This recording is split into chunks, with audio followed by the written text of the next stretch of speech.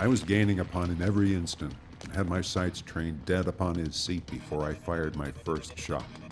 At 2,000 feet above the enemy's lines, I pulled up my headlong dive and watched the enemy machine continuing on its course.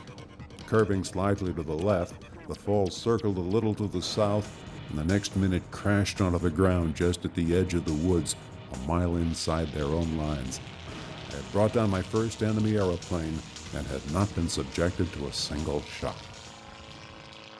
Eddie Rickenbacker entered the air service when the United States officially declared war on Germany in 1917. In spite of Rickenbacker's lack of formal schooling, he entered as a sergeant first class due to his preternatural knowledge of engines and mechanics, a skill he had possessed since childhood. In all, Rickenbacker would log over 500 hours in the air, and he shot down 26 enemy aircraft, a record that held until World War II. Rickenbacker and other flying aces became romantic figures during the First World War. The air ace wrote about his time in the air in several books, most notably in Fighting the Flying Circus, published just after the Great War, and the media and entertainment industries painted the picture of flying aces as that of modern-day knights, and their flying machines as their trusty steeds, braving the skies and certain death for the greater good. The exploits of fighter aces like Rickenbacker not only provided exciting stories for the citizens back home and abroad, but helped to solidify the purpose and usefulness of air combat. Nicknamed the father of the U.S. Air Force, Billy Mitchell entered World War I as a lieutenant colonel and soon became the first officer to make a flight over German lines. He established the first U.S. office for the aviation section in April of 1917. By September, Mitchell had attained the rank of Brigadier General, commanding all American air combat units in France. He then went on to lead nearly 1,500 British, French, and Italian aircraft in the air phase of the Battle of Saint-Michel, one of the first coordinated air-ground offensives in history. Every bit as daring as his friend Eddie Rickenbacker, Mitchell was a visionary who understood that aviation would be the future of warfare and believed that the force with superior air power would be one to reckon with. If a nation ambitious for universal conquest gets off to a flying start in a war of the future, it may be able to control the whole world more easily than a nation has controlled a continent in the past. In 1924, Mitchell went on a tour of the Hawaii and Pacific regions at the behest of Major General Mason Patrick.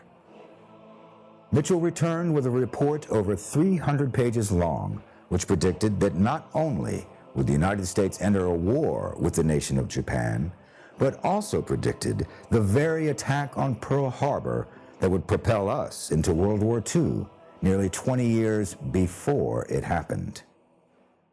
By the time Eddie Rickenbacker and Billy Mitchell made their way to the front lines of World War I, there had already been a squadron of volunteer American pilots fighting for the Allies, known as the Lafayette Escadrille. James R. McConnell, a sergeant pilot in the Escadrille, wrote about his time in the air in his book, Flying for France.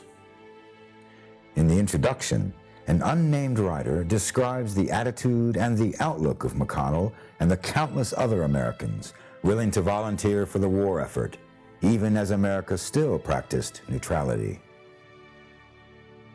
The spirit which pervades them is something above the spirit of adventure that draws many to war. It is the spirit of a man who has found advancement of liberty and humanity, and is glad and proud to contribute what he can. While thousands of men risked their lives on the front, in the trenches and in the skies during World War I, the Medal of Honor was awarded to only 4 airmen. Captain Eddie Rickenbacker called Frank Luke Jr. the most daring aviator and greatest fighter pilot of the entire war. And Luke's record, for confirmed enemy kills was second only to Rickenbacker's. Luke, the pilot for the 27th Aero Squadron, shot down 14 German balloons and 4 airplanes before he was felled by a single machine gun bullet during the first phase of the Meuse-Argonne offensive, becoming the first airman to receive the Medal of Honor. He was also posthumously awarded 2 Distinguished Service Crosses.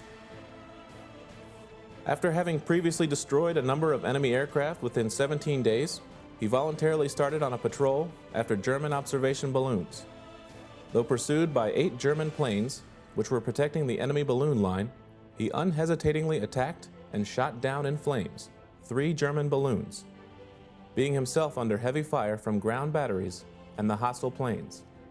Severely wounded, he descended to within 50 meters of the ground, and flying at this low altitude near the town of Mervaux, opened fire upon enemy troops, killing 6 and wounding as many more. Forced to make a landing and surrounded on all sides by the enemy, who called upon him to surrender, he drew his automatic pistol and defended himself gallantly until he fell dead from a wound in the chest.